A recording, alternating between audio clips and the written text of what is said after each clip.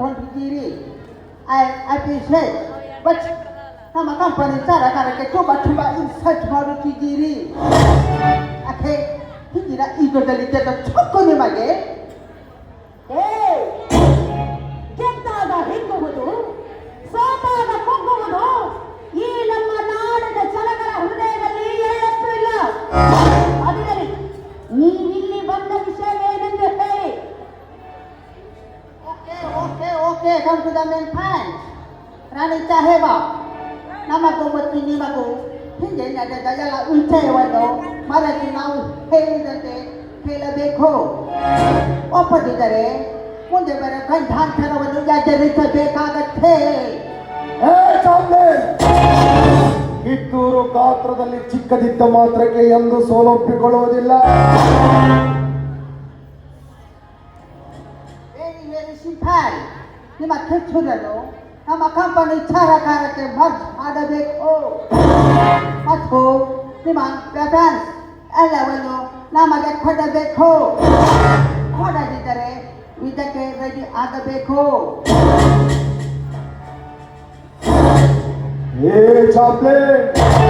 ನೀನಾಗೆ ಯುದ್ಧಕ್ಕೆ ಆಹ್ವಾನ ಕೊಡುತ್ತಿರುವಾಗ ಎದೆಗುಂದೋದಿಲ್ಲ ಈ ಕಿತ್ತೂರು ಸೈನ್ಯ.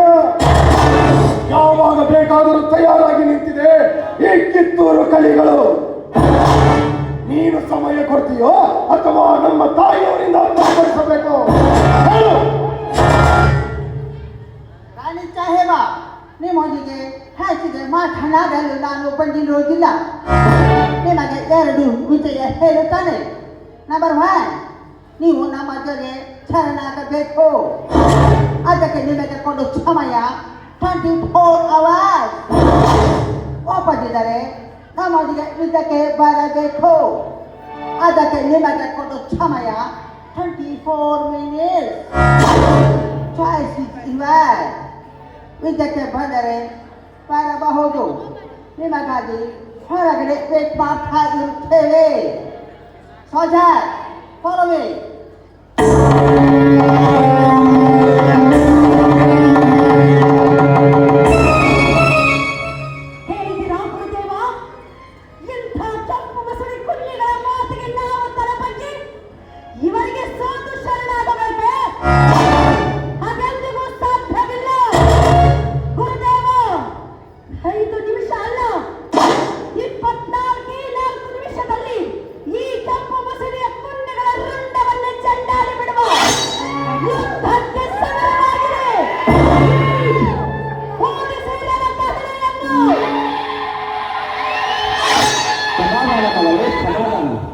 ಸಿಟ್ಟಿನ ಕೈಯಲ್ಲಿ ಹಾಗೆ ಬುದ್ಧಿ ತರಬಾರದು. ಸಮಾಧಾನದಿಂದ ವಿಚಾರ ಮಾಡುವುದು ಎಲ್ಲದಕ್ಕೂ ಪರಿಹಾರ ದೊರೆಯುತ್ತದೆ. ಗುರುದೇವ, ಆ ಸುಪರ್ಣಿ ಬಂದು ಸಂಕಟದ ಯುದ್ಧ ಮಾಡುವುದನ್ನು ಹೇಳಿ ಹೋದ್ರೆ ನೋಡಿಕೊಂಡು ಸುಮ್ಮನೆ ಕುಂಡ್ರಿ ಅಂತೀರಾ?